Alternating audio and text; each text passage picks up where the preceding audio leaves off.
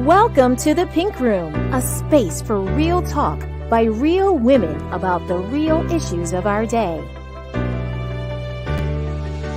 As minorities, we're not only your day laborers. We're not only the ones that clean your houses or your hotels, right?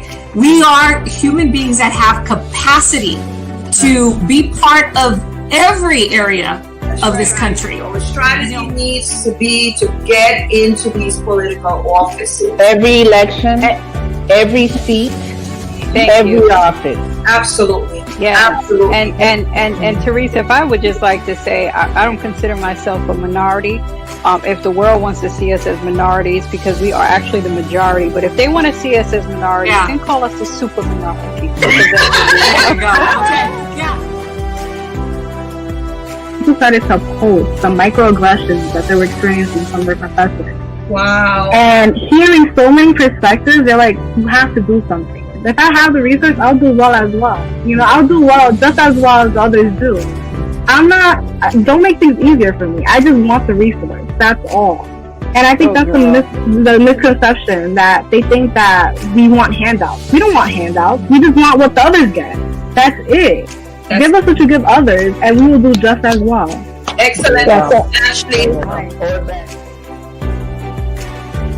As long as you can ensure that one group of people in this country have access to good education, right, another group does not have access to adequate education, right, you basically guarantee that the group that has less access to good education, then remain the sickest people in our system. And so you have the conflation of several policies, or the absence of policies, that basically create and sustain the perfect storm in this country. That's not where your affirmation is going to come from. Right. Humans fail us all the time. It is not in someone else. You can't find in someone else what you cannot find first within yourself. And what entryways were there for someone else to come in and feed you false narratives? You have to build up those fortresses first. And when I say fortresses, I don't mean walls to block people out. I mean confident within yourself to know that you can look in the mirror and say to the mirror, Latoya, you are loved. I love you. I love you. You are beautiful. Start your watch parties. Cast the Pink Room on your HD TVs. Post your comments in the chat. The space is yours too.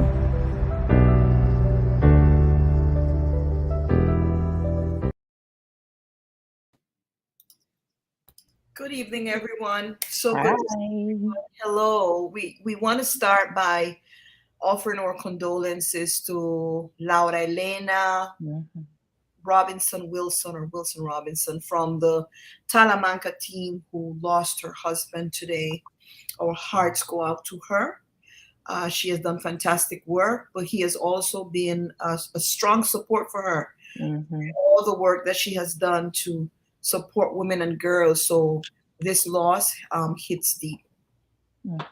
Yeah, so our heart, prayers, and condolences with Laura Elena and the Talamanca team and their family at this time. We want to start by sharing a few things with you. First, one thing, we are the Le Mans team for Real Women International is having a free night of the movie The Woman King, and they're having a conversation with Anna Gabriels, who is the world heavyweight boxing champion. I know, in Costa Rica, and a For Real Women ambassador. This event will take place on August 5th at 6 p.m. and it's taking place in the Auditorio de la Casa de la Cultura. It's totally charged, but here's the deal. You got to get there early. Once the seats are taken, they will close the door. So it's a free event. It's a great event. You'll have an opportunity to take a group photo with Hannah Gabriels, hear from her thoughts, discuss the movie, watch that very powerful movie, but you have to get there on time. Once the place is packed, the door will be closed. So So it's not standing room only? No standing room. no standing. They all have to be sitting. All right. So that invitation goes out to all our friends and ladies in the Limon, Costa Rica area. This is your night. Enjoy it. So our check-in for today is a little bit different. Our check-in for today has to do with Carlee Russell. I'm going to invite Tricia or Teresa to give us a quick rundown of Carlee Russell and that situation. And we want to share our thoughts on it briefly because in many ways it has impacted all of us. She went missing. She went missing, and I found out because I don't follow many celebrities on Instagram, but the ones I do follow immediately were like all together, like at the same time, saying this has happened, sharing your social media, let's pray. Black women are missing all the time and they never make news. Let's make this one national news. And then slowly things started rolling in. Her brother went on social media and said she's lost. We really need your help finding her. We heard that she called a family member and said that she saw a toddler on the road and she was going to stop. She was coming from work. She was going to stop to rescue the toddler. Then we heard she called 911. Line was left open. She disappeared. Her wig was in the car, her cell phone, her purse, and then nothing else. Nobody knew where she was. And then less than 2 days later, after everybody, the Alabama Police Department, the local one was involved. They got pressured. They were asked, "Are you doing a search? What are you doing to find her?" And then news slowly started rolling in, like we're not sure. There's inconsistencies, and then she turned up like 2 days later with a story that seemed implausible. And the more we hear about it, the more it's becoming apparent that this was all a hoax, that she made it up. We don't know why. And there are people who have said there are mental health issues. So that's the story as I know it. I'm not telling you what I feel about it, yes, because you just wanted me to recap Right. kind of the situation. Right. And I think lastly we heard her boyfriend has gone to social media begging people to stop trolling and just being abusive of her on social media. And she was fired from her job at the day spa. Her co-workers, well, this is what the boss says. Her co-workers requested that she be fired. Now, a lot of feelings here. That's our check-in for today. And we would like to hear from you. If you're joining us, we see a couple of people are here. Please share your feelings. Type it in the chat. If you're on Facebook, as long as you subscribe, it take 30 seconds. You subscribe and you are able to put your thoughts. I mean, if you're on YouTube, if you're on Facebook, you can chat right away. We'll screen and we'll share your thoughts here on the screen. But Teresa and Tricia, let's hear your thoughts about this. This is our check-in for today. All right. Well, I don't, there's a lot of things that I think. Of course, none of them obviously have any factual basis because one, this is just hearsay from everybody, right?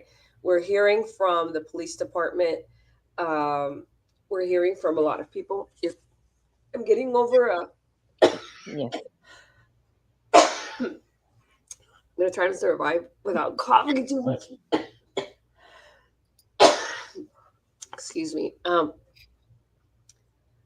But either she did plan this or they're really making it look as if she did. And, because now people can do anything, right? I mean, somebody could have gotten into her phone, really I'm not saying that this is what happened, but because now we live in this world, we have to we can't just take things at face value anymore. We live in that world. And I mean, as much as she could have planned it, there might have been another mastermind saying, you know what? No, why are we going to look, we're going to do this. We're going to show how, it's not, we shouldn't be, going, looking for black women who go looking missing. for black women because, they bring it upon themselves or something of the sort, right? Or they're so needy that they need, attention. Attention. Mm-hmm. I mean, look, the reality is that now anybody can take your information, hack into your account and say whatever they want, making it seem like it's you. Unfortunately, that's the world we live in. And I think that as observers of all of this, we need to be very careful before we jump into any conclusions. Because this could be, it could run deeper than we can even imagine. So that's my, right now, I wish I could say, I believe the police. I wish I could say, I believe her story. Right now, I think as a society, we're concerned how deep this is going, and if my take in the direction of what if Carlee did, plan all this out, then we must make sure that we are, we're probably dealing with somebody who who is experiencing mental health issues. And instead of pointing fingers, because look, it can happen to any of us. I remember hearing this once or at some point when I was a child. Somebody said there's a very thin line between sanity and insanity, right? I don't know who said it. I don't know where the quote is, but the reality is that, when we can't point fingers at somebody who has mental health issues. If she needs support because she's going through something, I think that as a society, this is, if it was her, it's a call for help. There's a lot of people, unfortunately, actually commit suicide, in their call for help. Maybe we could, this young woman's life, could be saved if it's, appropriately. What I'm concerned about? I'm concerned that, if people who are ill-intended, especially because now everybody says whatever they want to say on the internet, right? The number one rule of etiquette is remember the human on the other side. You have to remember that there's a human being on the other side. And, I'm sure the boyfriend's, pleading with social media because I'm sure that they have said, I don't know how, things that anybody might take and probably just feel that, that they can never show themselves in public anymore. So I think that we are a very shaming society, and when we should be digging into, one, did this really happen, or is this, what's happening behind a woman's life and her mental health when she does something like this, if that's the case, right? Those are my thoughts. Thanks, Teresa. I want to share something that Dr. Lona Gordon, and we thank you, Lona, for joining us. She's saying here, I think the good news is she's home safely. Sort of what you said, Teresa. I worry that she's unwell from a mental health standpoint and hope she gets help. I think it was planned because there were just a lot of discrepancies. I, however, think this should not be a reason to ignore missing Black women in the future. Yes. Tricia. So I felt so confused. I still am confused. And I guess the confusion comes from me not knowing who to trust. And I think that is the first lesson for me. When you are in a society, when you don't know who to trust, do you trust the person who said they were missing? Do you trust authorities? Do you trust the family? Who can you trust? So the fact that we are all from the beginning wondering whether this was even true, and then immediately saw all the memes and the jokes that were, made up and shared about this situation, before even knowing if it was true or not, there's all of this kind of sarcasm that has become a part of how we think as a society. For me, that's the sadness of it. the you know, like the 30,000 feet view sadness is the fact that, number one, we don't know who to trust. Number two, things are taken lightly even before we know, you know, what the outcome is. My mom sent me this video on WhatsApp, the thing, like when it was just reported that she was missing. Norca knows my mom. My mom has never been kind of like in news, what's happening. There are certain people she follows, but she doesn't generally. So the fact that I got it from her and she's not living in this country shows the kind of exposure that this missing case got that we have never seen a Black woman get. Right. Period. So the fact that all the social media influencers, artists, news people, commentators, analysts were sharing this and saying, please, Sharon, we need to find her and what's going on.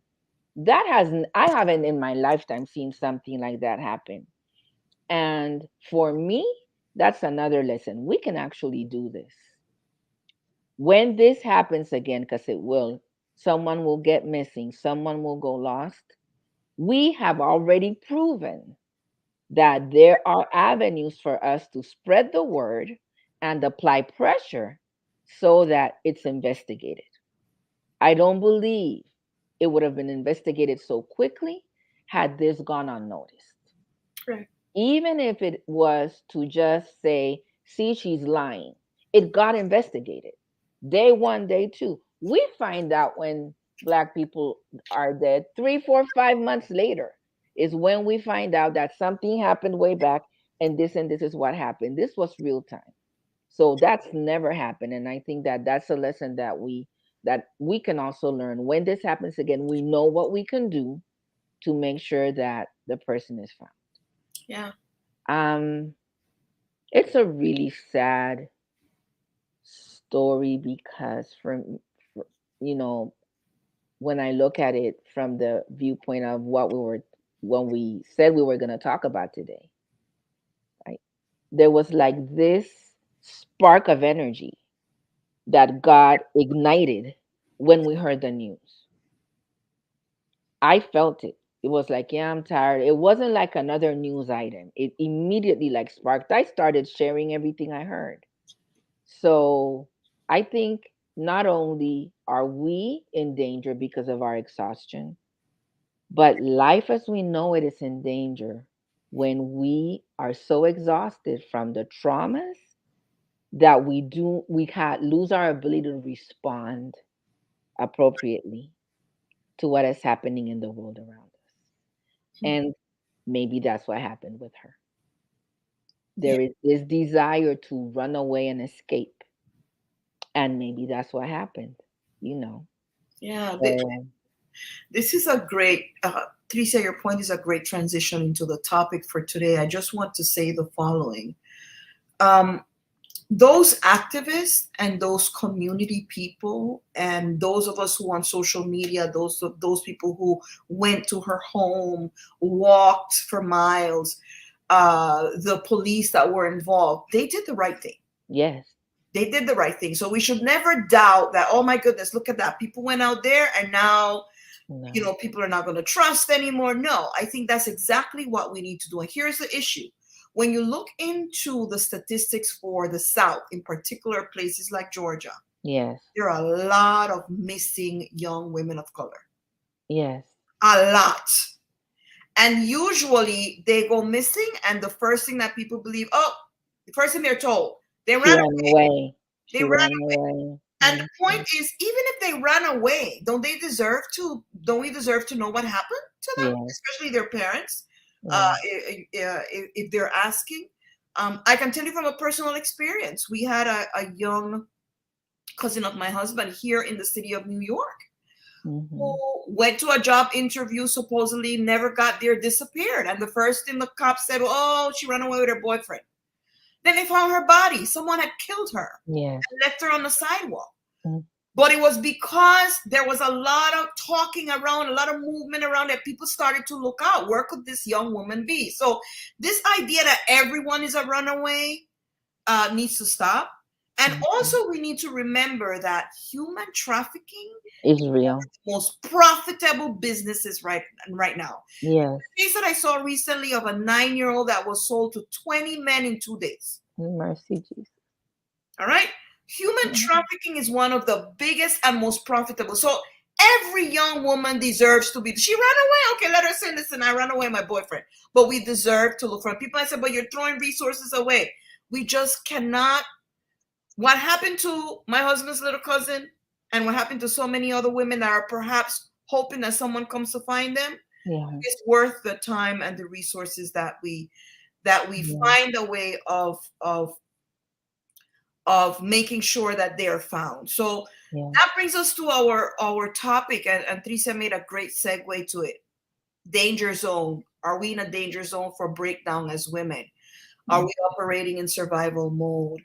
So the first thing we want to talk about is, why are we exhausted? Because most women you talk to, especially women of color, they're going to either tell you or signal you with their body language or that they are exhausted. Yeah. Why are we exhausted? Yeah. Well, I think life in general. We have gone from being communities with a lot of community support, right?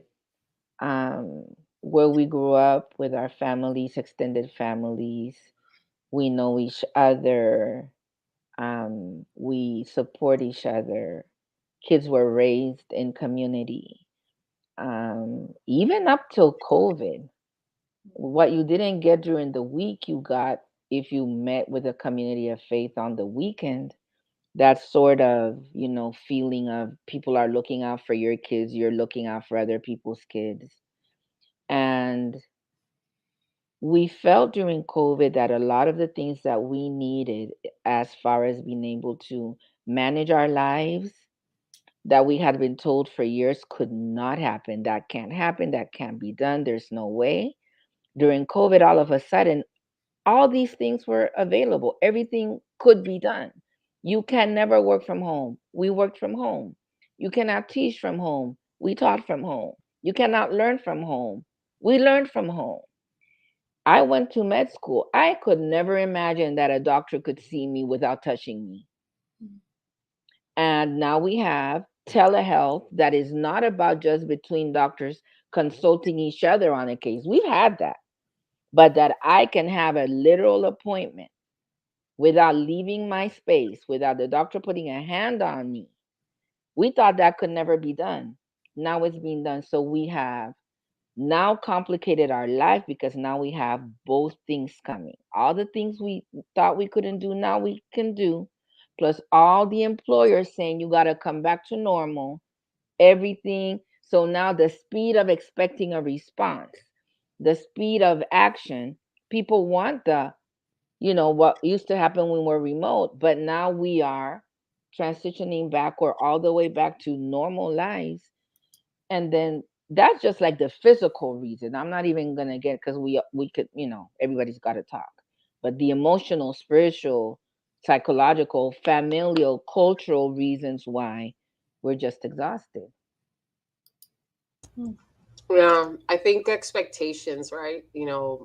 That's the name of the game. And as society continues to pile on expectations for women,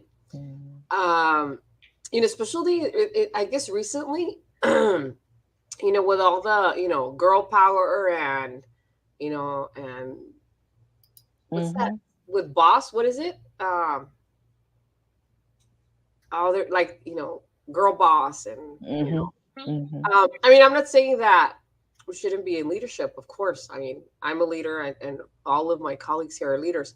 I'm just saying that there are expectations, and I think the issue is the way we as women are taking on those expectations, right? Yes. Because I mean, I guess the reality is this. I mean, at least in my, I was gonna say, in my short life experience. I'm just kidding.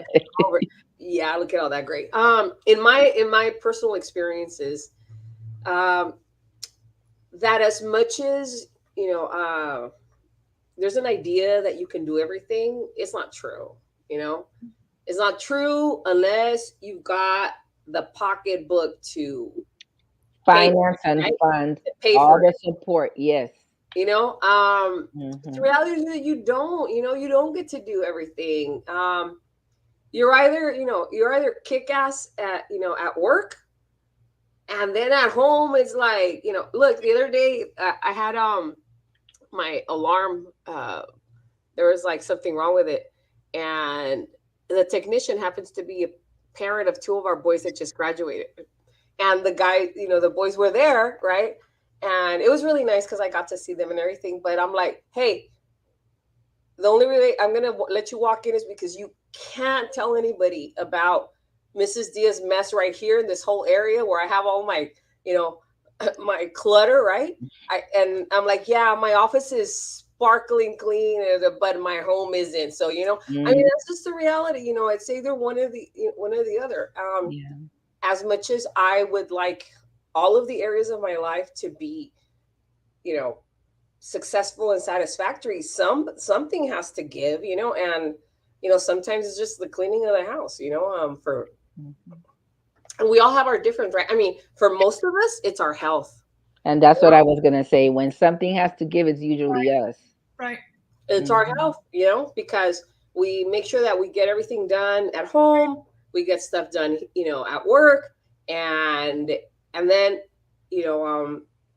what about, and that's where we, but society, as much as, self-care, and all this other stuff, society still, like really, if you tell somebody in your family, no, I'm not going to do this because I have to do this other thing. I'm going to tell you, like, and I'm going to use one of my family members. I'm going to say names, but it's like, hey, I need this, what, like me saying, I need X thing, right? Sorry, it's my time when I exercise, and I don't take that well, but yes.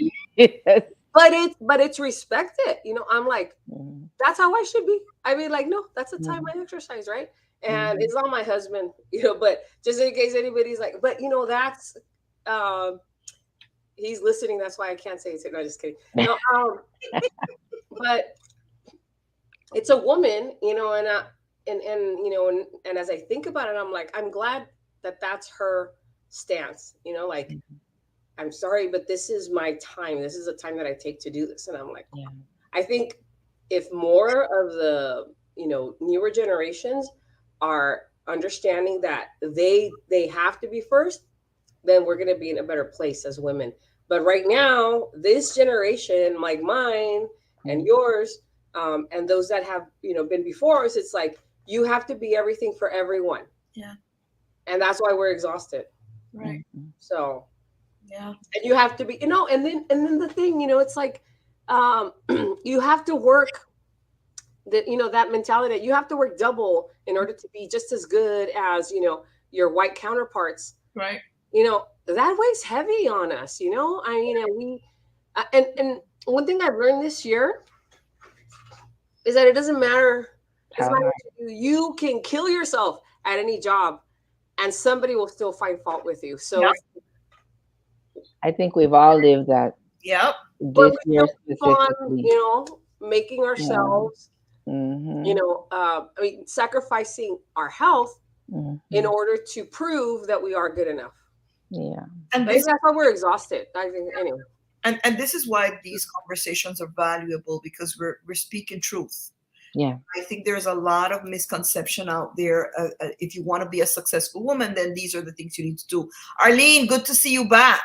Arlene is saying here that women are exhausted because they have the innate pressure that they have to be everything to anyone else, and at the same time know that those expectations aren't reciprocated. Preach. Yes, Arlene. Yes, absolutely. Carla Allen is saying to us, we've been socialized to be super women. Yes. sing songs with the S on the chest and all the foolishness. Yeah. Absolutely. Yes, yes, yes, And absolutely. I think one of the best gifts we can give to our children and to the people we teach and mentor is to give them the freedom to not always believe they have to be the best and the first at everything. Wow. Stop trying. I'm sorry, Wow. because my parents raised me. Norca knows. Teresa by now knows.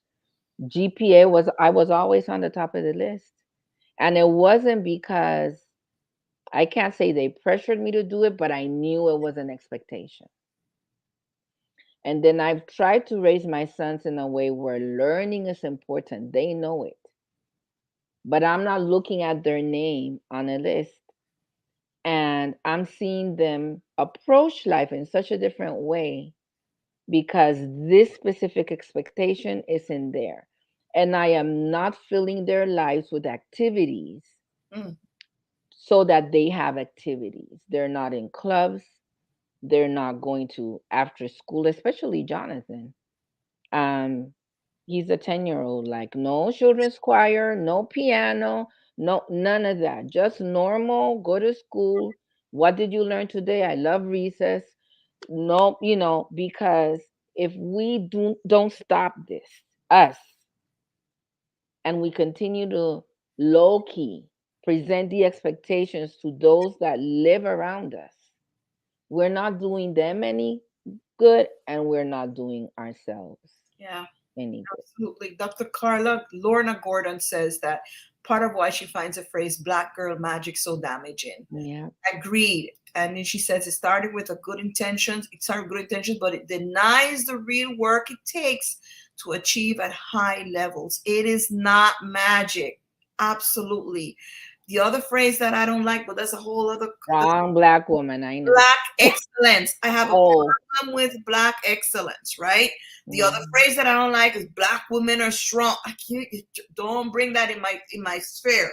But I want us to also take into account that we are bombarded, right? And one of the viewers said we're socialized. We are bombarded with all these expectations that you guys were able to parse out so well. And what we have not realized is that we cannot do everything.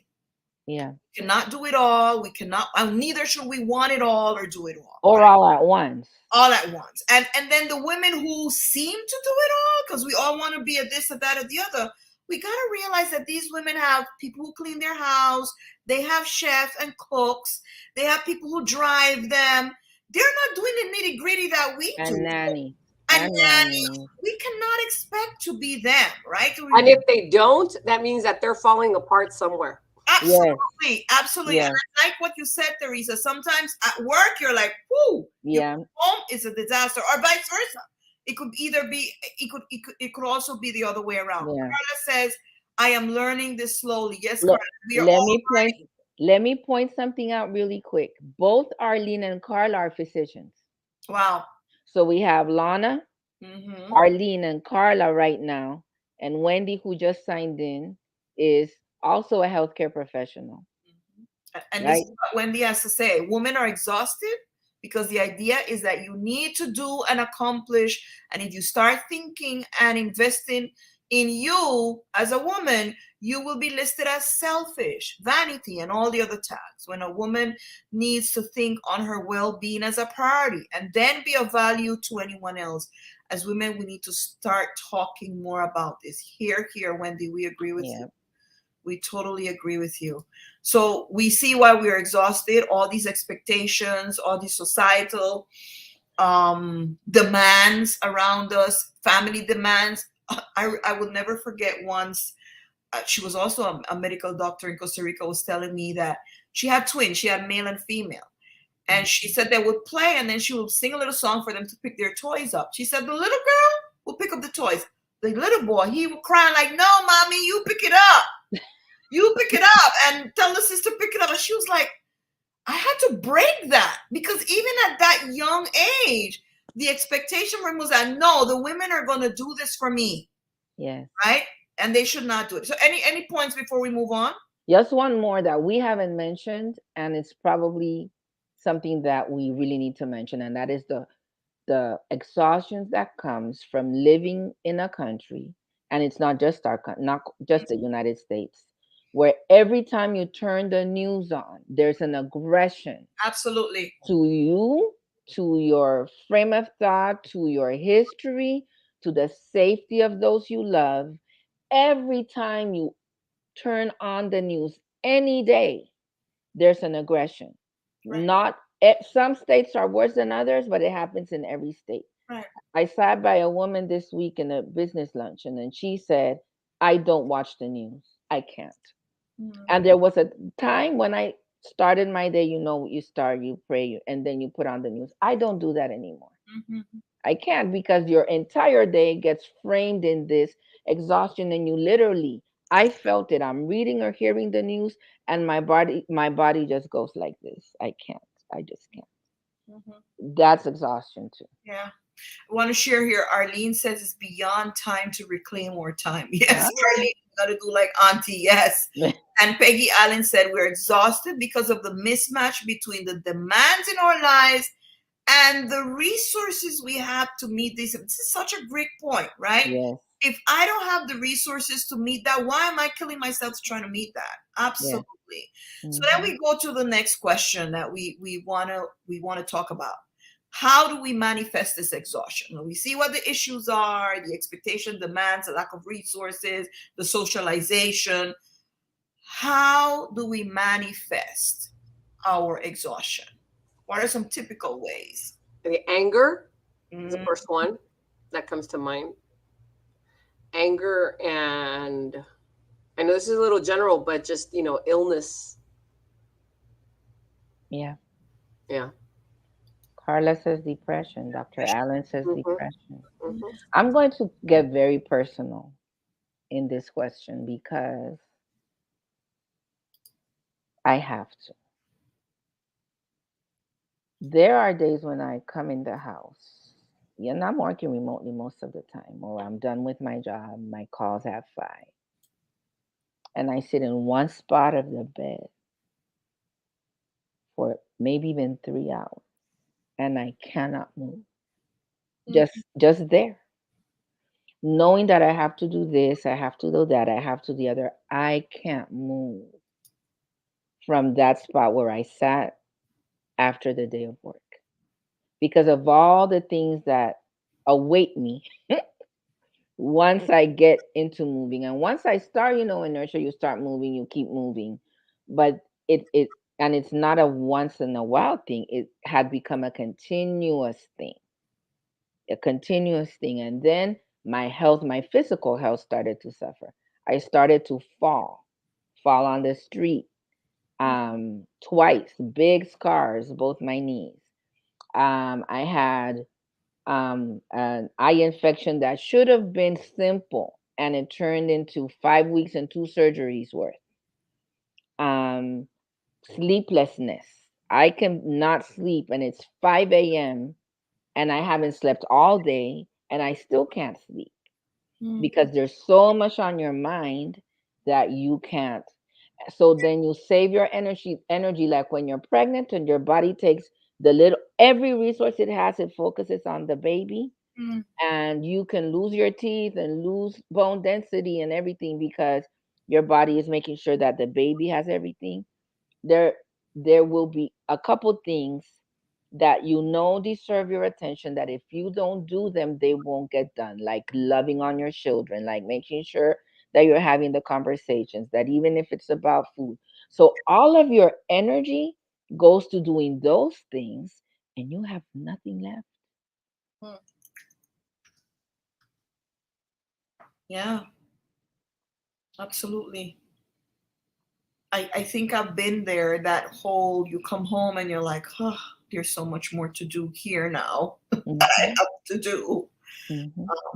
And you kind of like, again, the resources don't match because the energy is just not there. Teresa, I don't know anything. How do we manifest? I think my manifestation sometimes can be, I really don't want to hear about it. I'm shutting down. I'm out. Yes. Oh, yeah. Yeah. Absolutely. Definitely. I'm out. Definitely. And I think when when I said, I don't say that we get sick or illness. The reality is that, I mean, I want to go deeper into that. And the reality is that there is such a high number of, women in general, but of course, women of color who are dealing with autoimmune disease. Mm-hmm. And that is a result of, not only trauma, of course, and much of that trauma, continues to be a point of anxiety, stress, of course, depression. So, we're getting sick because we're exhausted. We're getting sick. And, and I say that from my own personal experience, and unfortunately, when you have an autoimmune, it doesn't come by itself, It comes bearing gifts. And, as a self-diagnosed woman with ADHD, that doesn't help either, but I think that from what I've been reading, ADHD is also trauma, based. Yes. And and the reality is that, the more I learn about ADHD, of course, the more I recognize, all of my behaviors, in that direction, but the more I see it in the women that I know. And the thing is that, one of the, there was a comment when I was listening to this, a professor, talk about why, so many women right now in their later stage in life are getting diagnosed with ADHD is because we don't give people problems when we're younger, like, little boys, when a little boy is running around and won't sit down, you're like, okay, get him tested, right? Yeah. But if you're sitting there and just like, oh my gosh, what did the teacher say?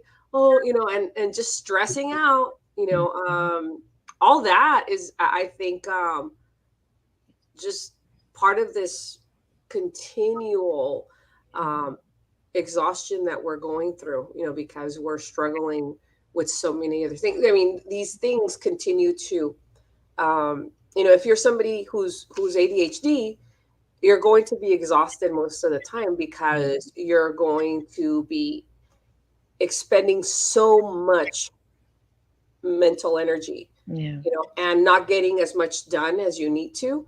And that is just, and there's nobody around to tell you. There's no other woman saying, hey, Nora, I have ADHD too. You know what? This is what you can do to make your life a little bit easier and not, feel so exhausted. So there's like so many things that are just part of this recipe for disaster that we have to deal with, right, as women. And the exhaustion is just, multifaceted. Yeah, it's a really great point. Go ahead. No, I just wanted to add another medical diagnosis that we sometimes miss and that we don't consider medical. So ADHD is one, absolutely. The other one I discovered is perimenopause and menopause. Ah, wow. Listen, I went to med school. I don't remember what we touched upon, what menopause was, but I do. The only thing that really, you remember is you stop bleeding. Right. That's how you know. That's number one, right? Because you stop bleeding. But there are so many other signs and symptoms that go with perimenopause and menopause that we do not discuss. Right. We don't talk about with our doctors. We don't even think they're related. Right. How I found out watching TV.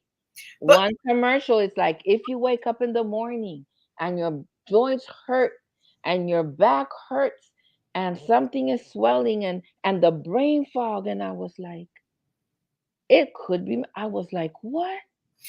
But Tricia, doctors themselves don't even ask. Because it's not, again, I don't know how med school is now. So Lana probably has more recent experience in going to med school than I went in late 80s, early 90s. The diseases are usually constructed and built and diagnosed around a 70-kilo white man. That's how you face diseases. Right. You profile diseases for women and men depending on how they walk in. Black, thin, fat, heavy, whatever. Right. And that is how you profile some diseases. But really talking about what women's health is not something that you spend a lot of time in. Yeah, and You that do pregnancies, right. when is your period starting, and what that comes with late periods and all of that. Pregnancy, what it means mainly for the baby, and how the mother supports that pregnancy for the baby, right? But this other stage of life, it's not discussed. And I think if we're talking about why we're exhausted and how it manifests, we need to also take into account that we just can't say, oh, I'm just exhausted because of all of these things. Absolutely. If I organize my life, I won't be exhausted. There could be clinical reasons why you're exhausted, and then you need to find out. Don't make that like the last, when you check everything out, oh, it must be a medical reason. No, we need to start there and ask and pursue till we find out what it is. And while this is a whole other topic, for those of us who go to doctors regularly, you need to realize that doesn't say anything. That if the right questions are not asked, and if you're not sharing the right information, that could just go right over someone's head because of the construct, as Tricia explained it here, right? Because of the construct. But I want to show some of the other manifestations, and then we're going to go to our next questions. Brenda Jones brings a good point, and Lona had mentioned it before. Feeling brain dead, stuck in small, meaningless tasks, bordering on chronic procrastination.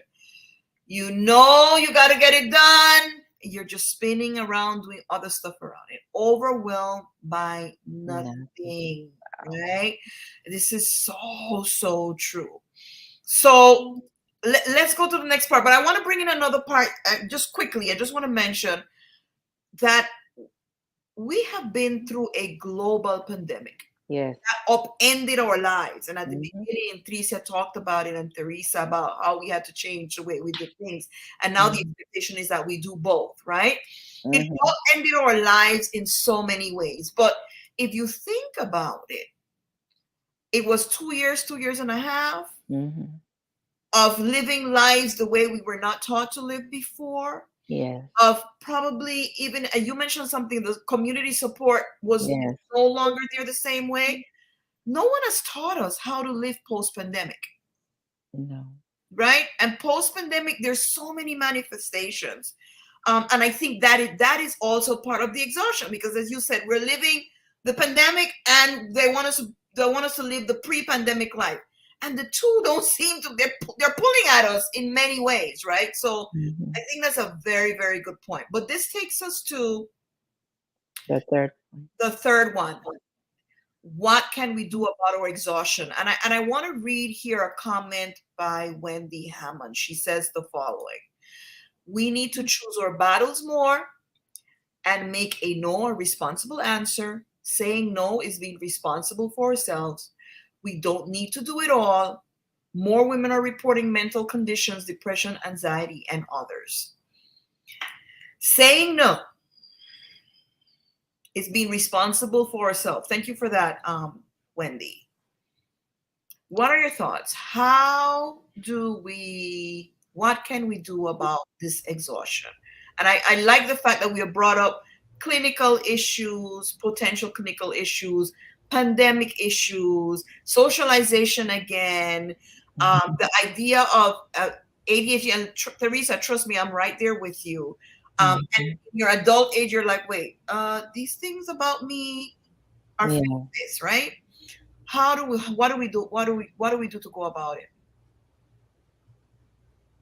Therapy. Absolutely. Listen, there came a point where the people that are close to me said so many times, maybe you should think about therapy, that I said, okay. Because if it's been said to me so often, right, there must be a reason. Besides the pandemic, I went through a divorce. And what it means for my sons. And what it means for how you look at life. and the burden and responsibility of the decisions, right? That you're not sharing with anybody. So need therapy, and friends are friends, but therapy is therapy, right? Two different things. One Two thing different doesn't things. take the place of the other. And faith is faith, and therapy is therapy. That's right. Absolutely. I so agree. Prayer, communing with your community of faith, with your spiritual leader, that's all good. Don't stop doing that, but that does not replace a professional's advice and guidance. Never. I remember, look, sharing here, because this is like, that space where we can actually be real, because that's what For Real Women's all about.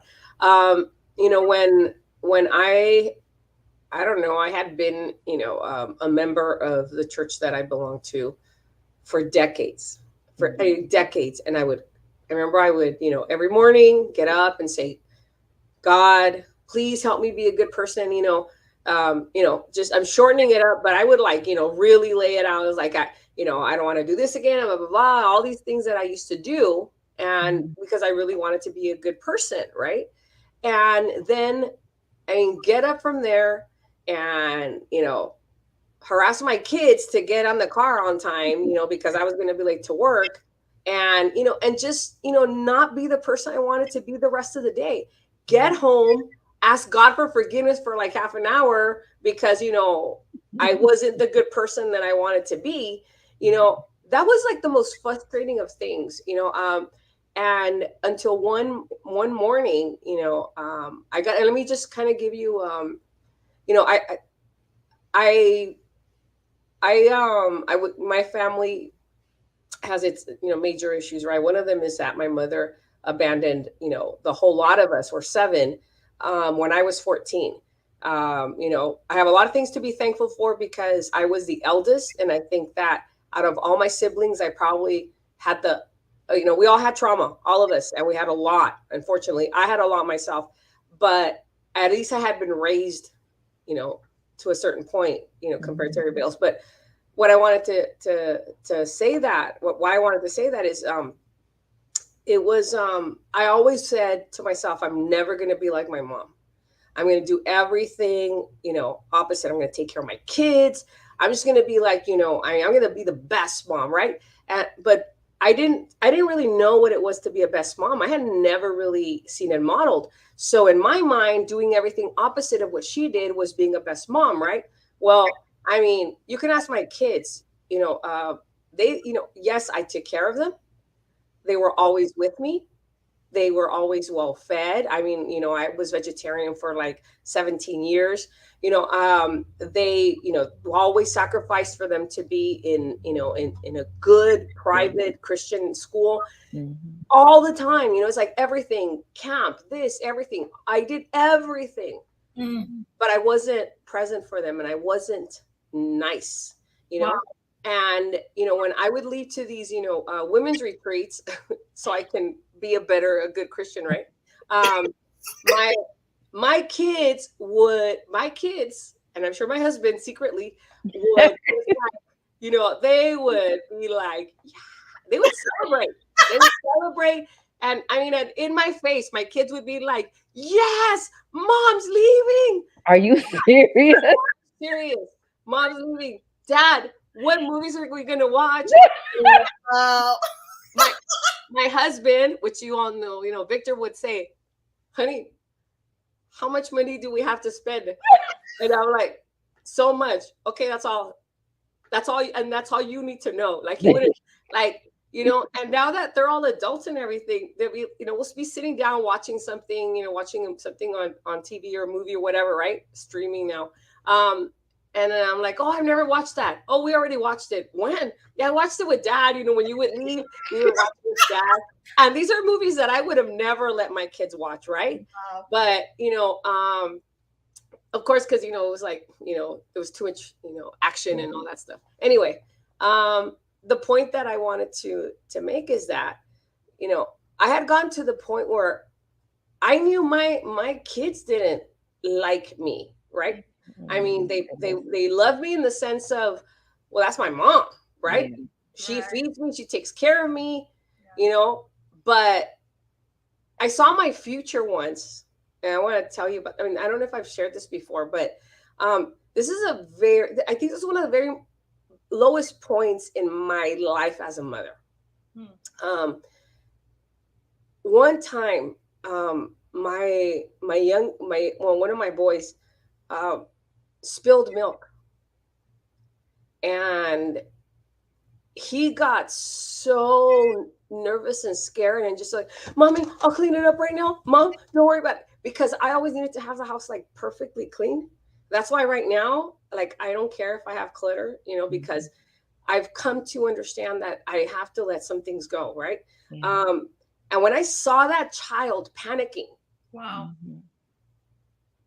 To this day, it's hard for me to even, I beat myself for not having woken up, more, earlier, because my children would have been happier.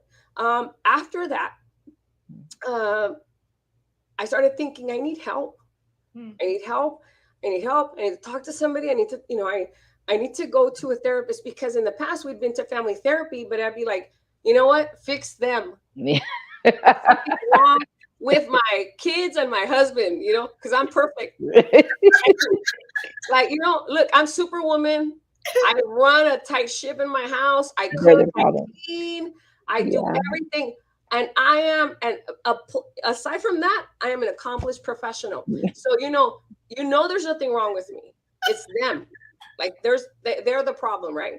And when I saw my son, and God helped me see him, experience that terror, and all that I could hear God saying to me is, and he will find a woman that makes him feel just the way you do. And I almost like died. Like, that's what God said to me. I mean, that's what God said to me. And I said, something needs to change here, Teresa. Something needs to change. This cannot continue. And, one morning I woke up and I said to Victor, I said, I'm going to go get help, because I don't even like myself. I need to go get help. Wow. And that was the beginning. And that was like over 10 years ago. My son is now about to be 21. We're still working on our relationship, but it's so much better, right? I tell him, like, I love you. Like, you're perfect. You're every. And he's like, I love you too, Mom. It's like, it's such a different relationship. And I praise God for that, but it was a long road. I mean, I had been in church since I was 6 years old, and prayer had not done it for me, and I'm not saying that I don't. I mean, I still pray, but let me tell you how I pray. I don't ask for things anymore. I just give thanks for them. Like, Lord, thank you, because you make me a better person. Thank you, because it's this heart full of gratitude is a lot healthier now, right? I mean, that's why I can speak to you about it. That's why we can talk. And we're here to tell, women, how do you start? What do you need to do to begin feeling relief from that exhaustion? One, you need to get help. Yeah. Yes. To get help, you need to get professional help. Yep. There are there are there's resources. There's free resources now. Yes. There's online free resources where you can find somebody, and they say like finding a therapist is like dating. You won't necessarily find the right therapist on the first try. Right. Not every therapist is for everybody. So you can have a bad experience with a therapist. Doesn't mean that all therapists are. You keep looking. Yeah. You keep interviewing. Exactly. Until you find someone. And it's so accessible now. It's so accessible now. I mean, you might say, I don't have money. Oh my goodness, with online services now, you can sacrifice a couple of those Starbucks a week and you can pay for that. Yeah. It all depends on where your priorities are. And if your priority is to get better and to become a really healthier, emotionally, mentally, it will happen. You're gonna do it. Because I used to drive 2 hours. I would take off like my sick days. I took off my sick days to go every month. I would trek all the way to San Diego, come back, make it a day. It was just like, I would have to, as an educator, I didn't want to take any sick days because it's worse when you are a teacher. The worst thing that can happen is you not being in class that day because you have to prep for that, and then you have to pick up all the pieces of everything that didn't get done when you weren't there. So I didn't want to be absent, but I knew I had to. Yeah, I had to do it. You prioritize your well-being. Absolutely. Ladies, we are the end of our program. We have 5 minutes left, but I think, Teresa, this question, you answered it in such an all-encompassing way. Yes. And in sharing your story about what we can do, there's so many takeaways from your story and what you currently do. And I think that if women were to even rewatch this and just listen to your story, I think that it will serve as a guide for things that need to be done. I want to thank you for depositing that here, right?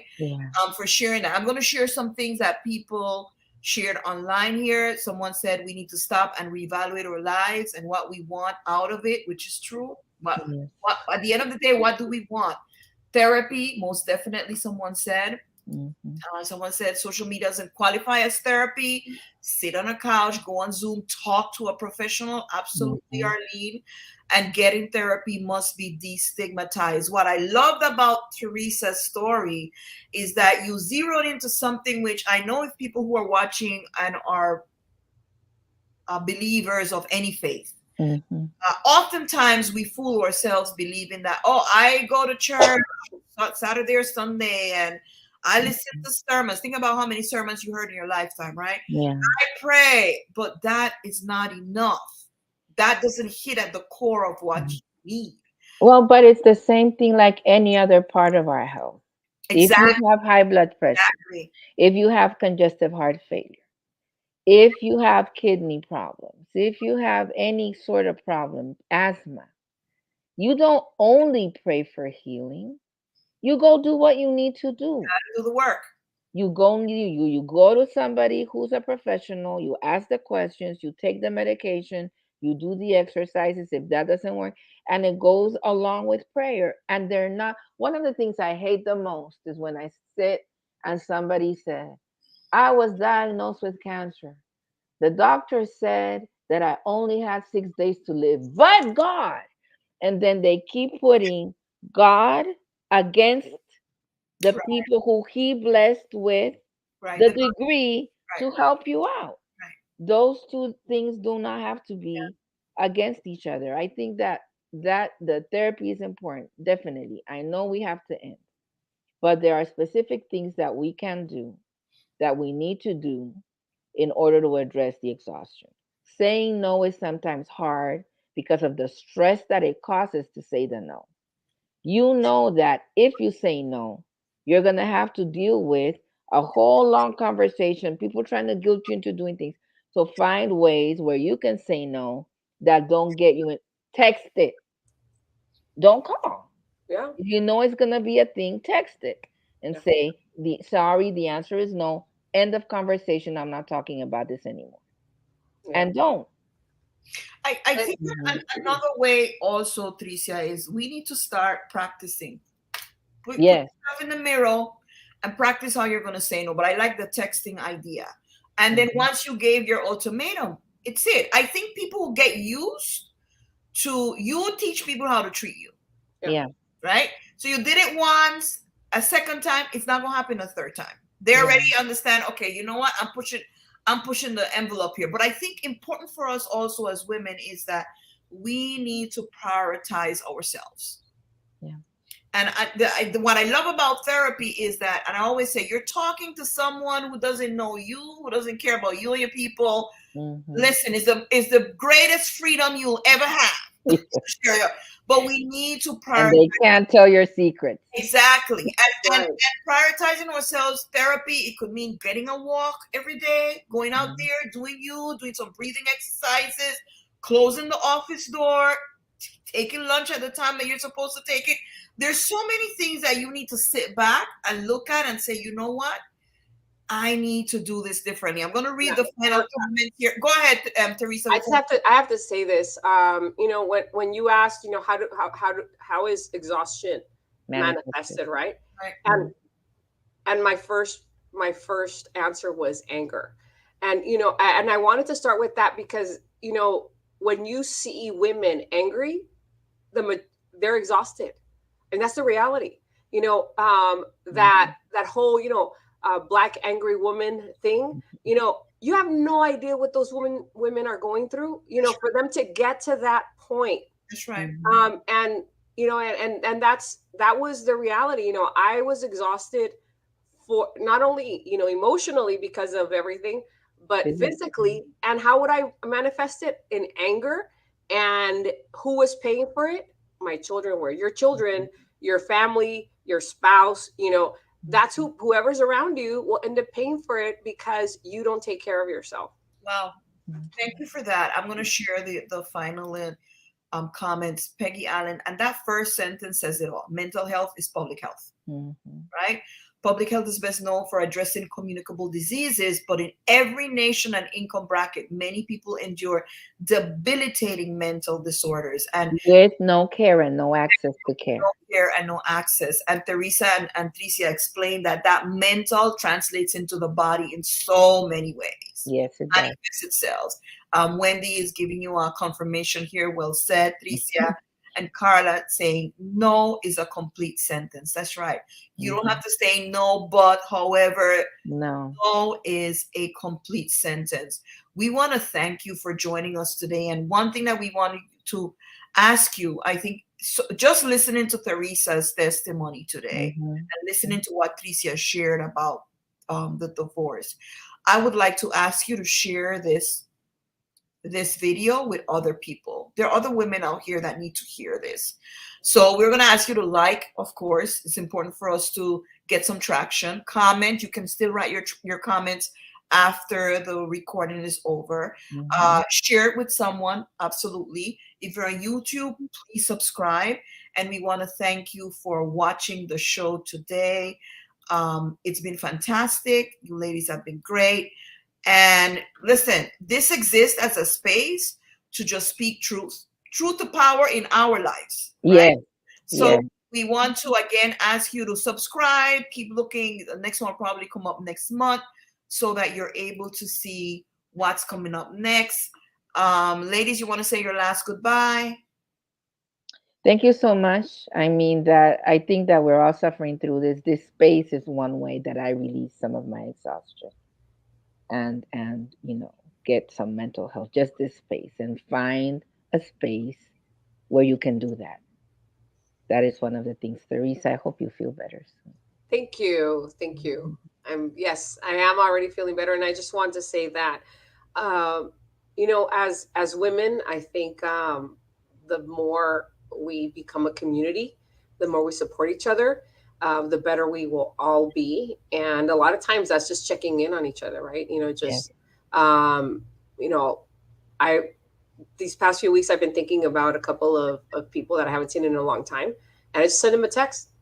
And, you know, and the response was like, wow, thank you. You know, they were, and that's just send, you know, just send a text. It takes a little while. You know, I used to tell myself I'm too busy, you know, to talk to people, but we're never too busy.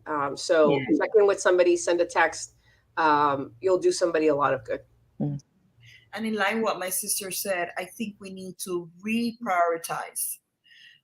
What are those things that we're prioritizing that may not necessarily need to be at the top of that list? And reprioritize those people. They're people that we're probably giving our energy to that we need to kind of like steer that energy away. Sit down with a book, make a list. What are some things that you need to put at the bottom or not deal with at all?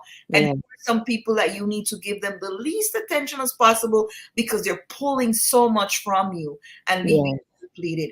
Thank you, ladies, for joining us today. Once again, wonderful. Thank you for your affirmations. Thank you for your affirmations here. We appreciate it. Please have a good rest of the evening. And we'll see you next time in the Pink Room. The Pink Room is a produced resource of For Real Women International, Inc., a non-profit organization with headquarters in New York and affiliates in the United States, Latin America, and the Caribbean. The views expressed here by hostesses and guests do not necessarily represent the philosophy of For Real Women International, its affiliates, members, and board of directors.